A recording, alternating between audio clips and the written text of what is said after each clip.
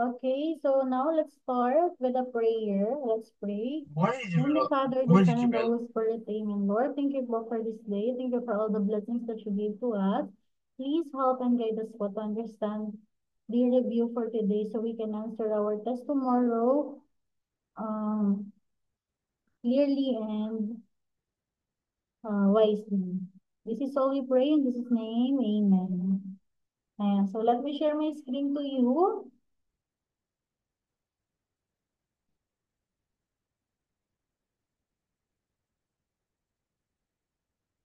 Math 7 and 8, review number line. So first thing is the number line. So remember how to do this, a number line. For example, we're going to create a number line. So we're going to create a line and then identify the middle and then positive on the Right.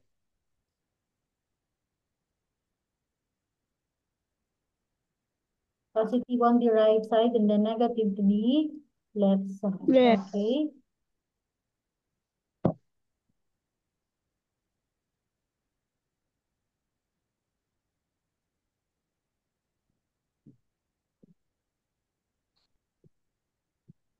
So for example, first one we have negative 2 is greater than x and greater than, but x is greater than 4. Ayan, Oh so my grade. let's create a number line from this. So from the right side, saan ang arrow nito? Saan ang turo ng arrow? To the right side. Okay, Right. so this is right side o, and then lahat ng arrow niya ay papuntang right side. So we have negative 2. Where is the negative 2? Here. Negative 2 to positive 4. This is the positive 4. 1, 2, 3, 4. This is the positive 4. And then create a point and then connect it. So this is the number line of this. Okay? Next naman we have x is greater than 9. So create a number line and then find the middle and then ito saan to nakaturo? In which side? Left or right? Sige nga. Right. Ashley, left or right, Ashley? Right, Potter.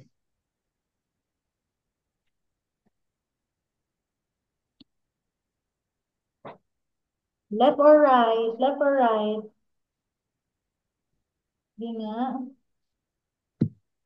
MJ, is this left or right? Saan ang kanyang arrow? Left or right? Ah,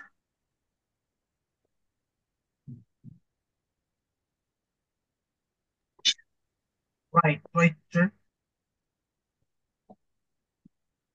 Saan ang kanyang arrow? Left or right? Sagot. Right, sir, right. Right. Very good. Right. So we're going to create ilang line? 9. 1, 2, 3, 4, 5, 6, 7, 8, 9. Where is the 9? Here. And then point and then go to the right. Okay. Next we have x is less than negative 7. Saan ang negative 7? Left or right? Left. Sagot. Kahit nakachat lang sa chat. O, sagot sa chat. Left or right? Negative 7. Left or right? Right. Yes. Very good. Sa left. So, saan to Oh, nakaturo yung really? ating arrow? Saan nakaturo? Left or I right? got one. Stephen. Stephen, left or right? Stephen. Oh, that's left. Hmm? Is Left that or right? left? Huh? I was meant to say right, but I was confused by this left and right thing. This is, look at the It arrow. says left. Left. Very good. Left. So we're going to create negative 7 on the right. 1, 2, 3, 4, 5, 6, 7. 7. And then, okay. Gets to number line. Gets to number line. Thumbs up, thumbs up. Mag-thumbs up kayo dito sa reaction. Nasaan yung reaction natin? Diba may reaction tayo dito? Thumbs up. Okay, gets tong thumbs up. At gets tong thumbs up. Gets tong number line. Okay, let's move on sa ating next. Okay, simplify inequalities. Ayan, simplify. Ito muna tayo sa first one. So, 2x is greater than 10. Simplify. So, we have 2x. If we have like this, only divide by the number beside x. Divide lang by the number beside x. What's the number beside x? 2. So, x, to simplify x, 10 divided by 2 is 5. This is the final answer? No, we're going to flip the symbols. So, this is the final answer.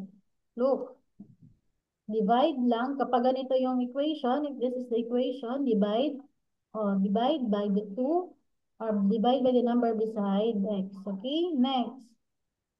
We have 4x plus 12.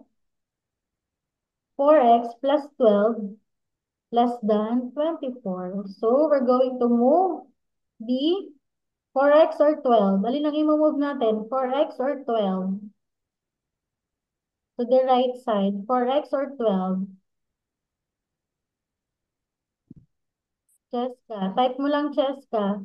Cheska i-type sa ano? 4? 4 ba or 12? 4x or 12? 12. Yung 12, yung walang x. Very good. Yung walang x. To the other side. So, magiging 4x less than 24. And then this is positive. It will become negative. Tama. Change the sign. So, 4x less than 24 minus 12 is 12.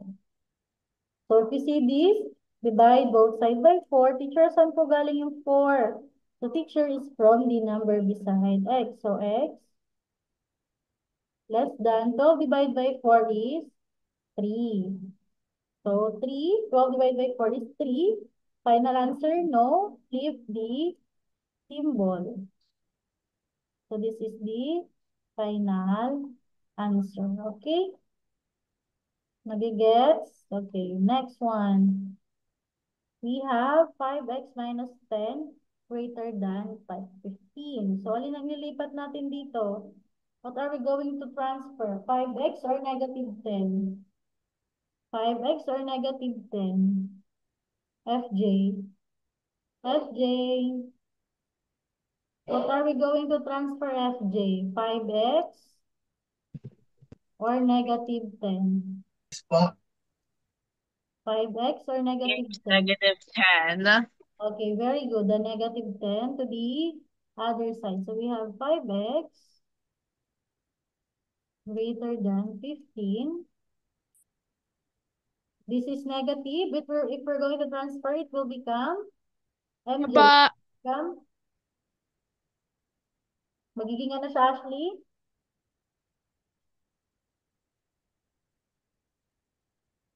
Negative. Magiging? positive. Okay, magiging positive 10. So 5x greater than 15 plus 10 is Stephen. 15 plus 10 is Stephen. Stephen, 15 plus 10.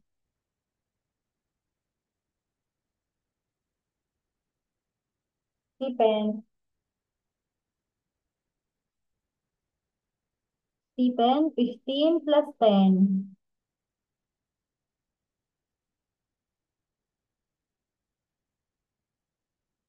Ba? FJ.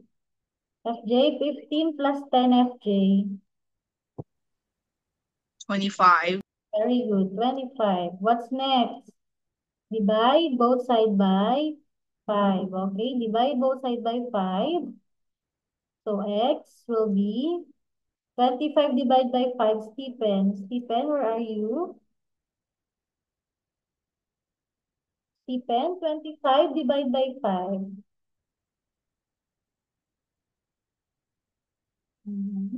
25 divided by 5 is MJ. MJ.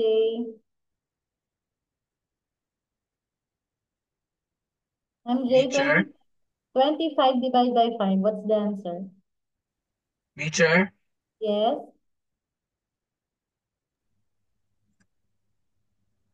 5. Okay, very good. 5. Is this the final answer? Wing 7, is this the final answer? No, we're going to flip the sign. Okay, flip the sign. It will be greater than will be less than x less than 5. So this is the final answer. Okay. Next, we have last one. 10x is greater than 4x plus 36. What are we going to transfer? 4x or 36? FJ, 4x or 36?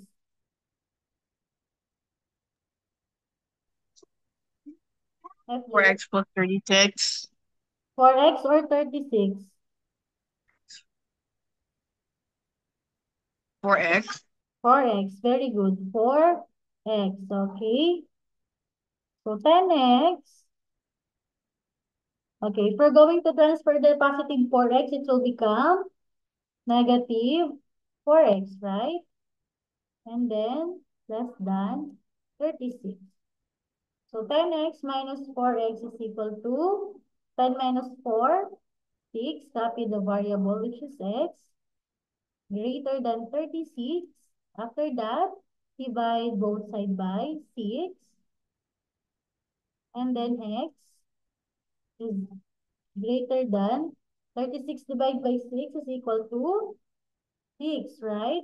And then the final answer, flip the symbol and then 6. So x, the answer now is x less than 6. Okay? Gets, transfer, change the sign, and then divide. Okay? Don't forget that.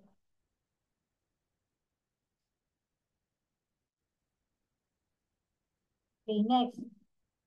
Simplify inequalities. Tapos na. Tapos na. Writing linear equation. Paano ba tayo mag-write ng linear equation? Yung may mga xx. So, first one, the total saving after saving $15 each week for X week. So, equation daw niyan. Paano tayo mag-write ng equation ito? So, identify the number. What is the number? 15. And then, ilang weeks daw? X weeks. So, the answer is 15x. Y equals 15x. Okay? Total savings is $15 for each X weeks.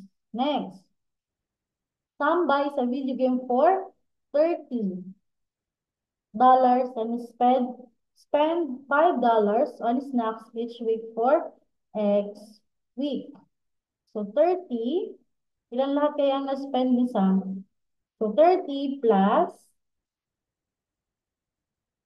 5x. So you remember this? We're going to write it continuously or sunod-sunod lang siya. 35 plus x. Next, a painter charge 100 per hour for x hours. So how do we write this? 100 per, so meaning times r. So 100 x. Y is equal to, always put the y ha. Okay, 100 x. So ganyan lang now. Identify the number and then the x. Next.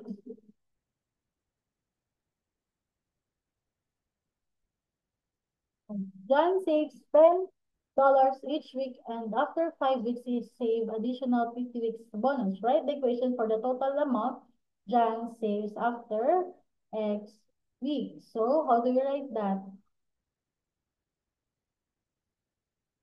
So 10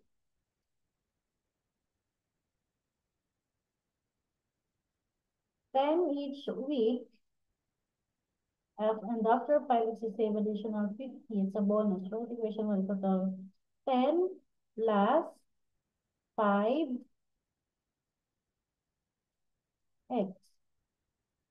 Ito lang yun. 10 plus 5x. Bakit hindi na ito sinama? Additional lang naman siya. Hindi na siya isasama. So ito lang ang tinatanong dyan. Saves at saka 5 weeks. Okay, next naman, a worker earns 15 per hour for X hours of work. And after completing the project, he gets a bonus of 100. Write the equation for the total amount of the worker earns. So 15X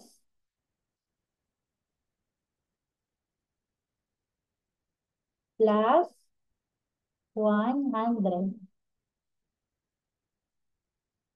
O, ganyan lang no. 15X plus 100. He gets a bonus.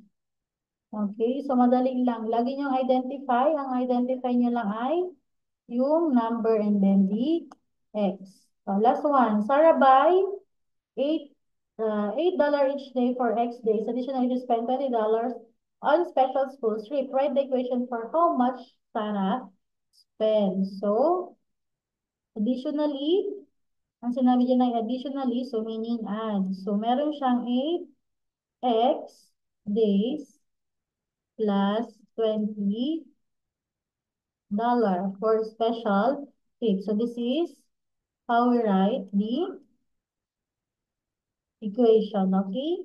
Identify the number, and then the x, and then the keyword, and then the 20. 8x plus 20. Okay? Okay, next let's proceed to inductive or deductive. Last time we topic the inductive and deductive. Pag inductive is specific to general, small to bigger event. And then pag deductive, bigger event to smaller event. Okay, let's identify. Number 1. The students in my class have handed in their homework on time. Therefore, the next student will also hand in their homework on time. Okay, from a single to many. O, ano kaya to? From single to next, many. Ano yan? Inductive or deductive? Sige nga. Single to many.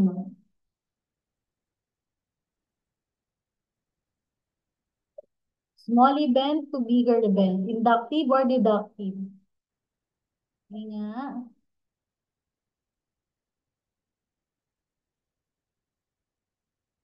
Ashley.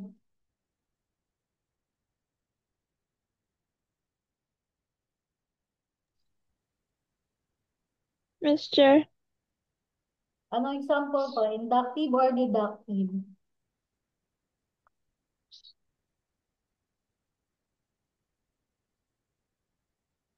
deductive. Deductive.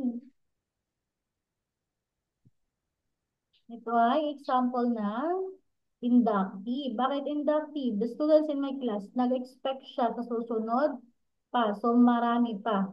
From small to many. Okay? Small to many. Next naman, every time I have gone to the store, it has rained. Ayan. So, every time I go to the store, it has rained. Therefore, it will rain when I go to the store tomorrow. Deductive or inductive? Deductive. From small idea to bigger idea. Siya ay example niya, inductive. Bakit inductive? Nagsimula siya sa single. Ito, single muna. So, umulan daw ngayon. So, bukas, uulan ulit. So, siya ay inductive. Nagra-rise. Nagra-rise yung kanyang reasoning. Okay po? Now, next, we have birds have feather. A sparrow is a bird. Therefore, a sparrow has feathers. Ayan. From bigger to smaller. Ano yan? Inductive or deductive? Bigger to smaller. Lahat ng ibon daw ay may pakpak. Ang sparrow ay may pakpak. So, ngayon, ang sparrow ay may feather. Ano kaya yan? Sample siya ng deductive. Bakit deductive? From bigger to is smaller. So, bigger ang birds, and then sparrow ay kind of birds. Okay, next naman, cats are mammals. Felix is a cat. Therefore, Felix is a mammal. Okay, siya example din ng deductive from bigger to single. From many to single. Tama? Many, cats. Madami, cats, lahat ng cats. So, si Felix ay isang cat, so meaning siya ay isang mammal. So, many to smaller. Next naman, the cars in the parking lot are blue. Therefore, the next car that arrives will be blue. So, meaning, nagsimula siya sa single idea, papunta sa many, o um, sa big idea. So, lahat na nasa parking lot ay blue. So, meaning, lahat ng car na darating ay blue. May lahat niya, lahat. Therefore, the next car, or yung next na car ay blue. Siya ay deductive. Okay, naintindihan? So, ganyan lang yung exam nyo tomorrow, okay? So, pag-aralan ng deductive at pag-write ng linear equation. And then, simplify inequalities. Naintindihan po? Naintindihan? Opo. Okay. So, good luck sa exam tomorrow. Mag-review ng ayos ngayong maghapon. Okay, that's all for today. Bye!